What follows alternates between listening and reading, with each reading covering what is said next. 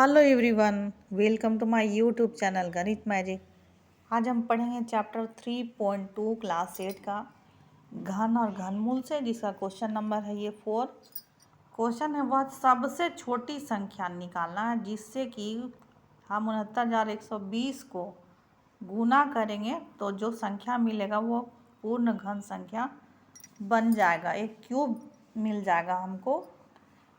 वैसा कौन सा संख्या से हम मल्टीप्लाई करें इस नंबर को कि ये एक कंप्लीट क्यूब बन जाए। तो नंबर है 69,120। तो हम जानते हैं कि घन संख्या का ये गुण होता है कि जब हम उसका अभाज्य गुणनखंड निकालते हैं तो जो भी उसके अभाज्य गुणनखंड में नंबर होता है वो सभी तीन तीन के ग्रुप में, तीन तीन के समूह में होते हैं। तो जब हम इसका अभाज्य गुणनखंड हम निकालेंगे 69,120 का, 2 से भाग देंगे सबसे पहले, फिर 2 से देंगे, फिर 2 से, फिर 2 से, फिर 2 से, फिर 2 से, 2 से, 2 से, 2 से, फिर 3 से, 3 से, इसी प्रकार से तब तक भाग देंगे जब तक भाग लग रहा है। फिर लास्ट में 3 से गया और 5 से, 3 से गया भाग। अब हम तीन तीन का इसका ग्रुपिंग करते हैं। तो यहाँ से लेके यहाँ तक ये 3 आया 3 बार, 1 3 2 3 3 3, फिर 1 2 3 3 बार 2 आया, फिर 1 2 3 3 बार 2 आया। उसके बाद देखते हैं फिर 1 2 3 3 बार 2 आया। तो 3 3 का ग्रुपिंग हर नंबर का बन तो गया, लेकिन इसमें बच गया कौन? बच गया है इसमें 5। 5 एक ऐसा नंबर लास्ट में बच गया जिसका कि समूह नहीं मिला 3 का। इसमें कितना का कमी है? अगर हम इसको 2 बार 5 से गुना कर दें इसके अभाज्य गुणनखंड को, तो यहाँ भी देखिए 1 2 3 3 का 5 का भी ग्रुप बन जाएगा। तो हम लिखेंगे कि दिए गए संख्या को 5 गुना 5 यानी कि 25 से गुना करने पर यह संख्या, कौन सी संख्या? 69,120। यह संख्या, यह एक पूर्ण घन संख्या बन जाएगा। देखिए हमने यहाँ लिखा 69,120 को 5 गुना 5 बराबर 25 से गुना करने पर एक पूर्ण घन बन जाएगा एक। अब अगला क्वेश्चन हम देखते हैं।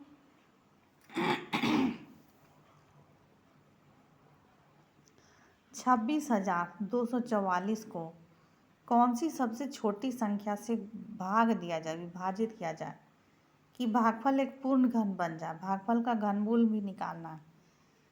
तो हम जब भी हमें घन संख्या को चेक करना होगा, सबसे पहला काम करेंगे अभाज्य गुणनखंड निकालने का।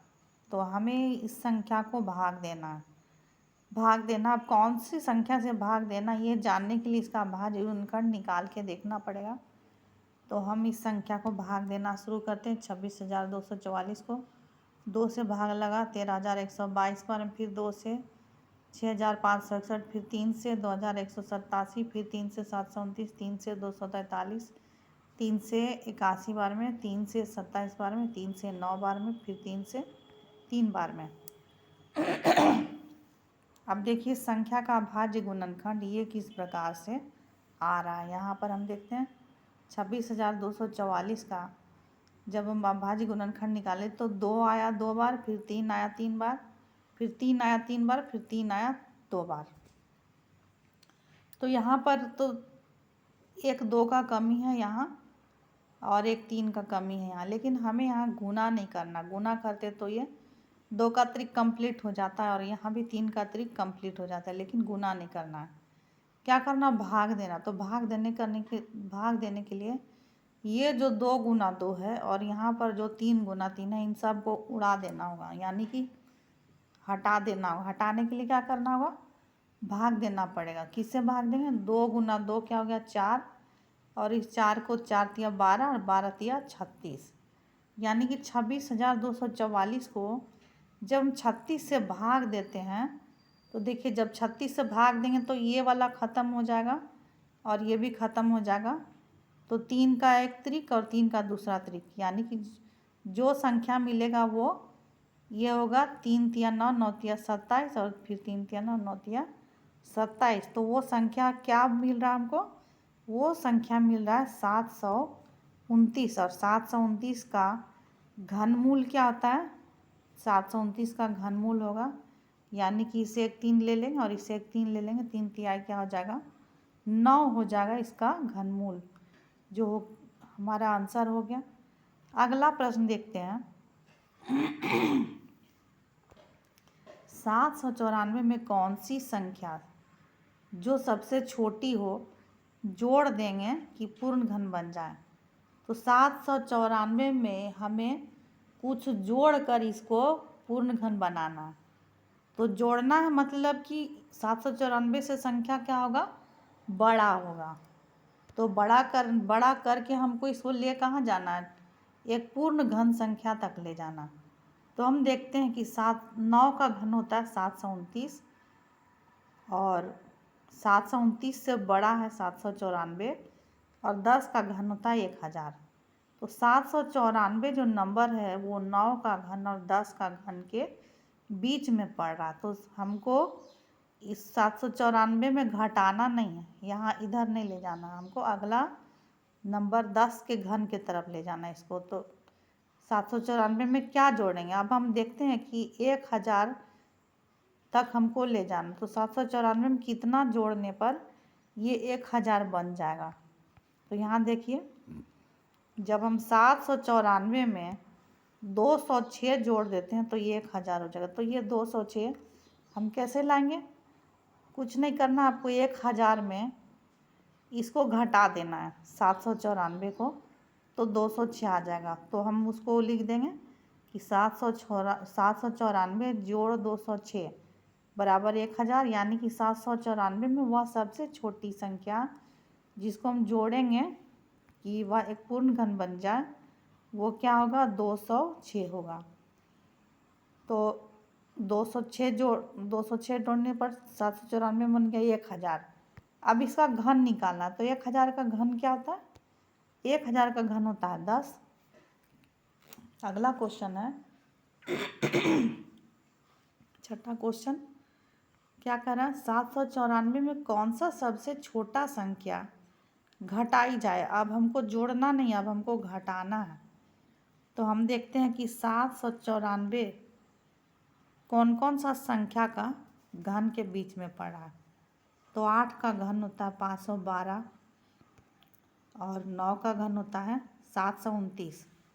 तो संख्या क्या है? मेरा संख्या है 794, यहाँ पर 9 होगा, संख्या है मेरा 794। तो 794 से ठीक छोटा घन संख्या क्या हो रहा है? ठीक छोटा घन संख्या क्या हो रहा है वो देखना होगा। तो 794 देखिए 794 से ठीक छोटा घन संख्या आ रहा 729, जो कि किसका घन है? 9 का घन है। तो हमको 794 को घटा के कहाँ ले जाना है? 729 की तरफ ले जाना है, यानी कि 9 का घन के तरफ ले जाना है। तो हमको 794 में कितना घटाएंगे कि 729 होगा? तो इसके लिए हम क्या करेंगे? 794 में 729 हम घटा के देख लेंगे कि कितना आता है, तो उसी से पता चल जाएगा कि क्या घटाना। देखिए यहाँ पर घटाया हुआ 794 घटाओ 729 बराबर 65। तो 65 घटाते हैं जब हम 794 में, तो कितना आ जाता है? 729 आ जाता है। इसलिए सबसे छोटी घन 729 में घटाई जाने वाली सबसे छोटी संख्या क्या होगी? सबसे छोटी संख्या होगी 65। जब हम 65 घटा देते हैं 794 में तो हमको क्या मिलता है? हमको मिलता है 729 मिलता है। और 729 किसका घन होता है? जब हम 729 का घनमूल निकालते हैं तो इसका घनमूल होता है 9। ये हो गया आंसर। वीडियो अच्छा लगे तो चैनल को सब्सक्राइब करना ना भूलें, वीडियो को लाइक करना ना भूलें।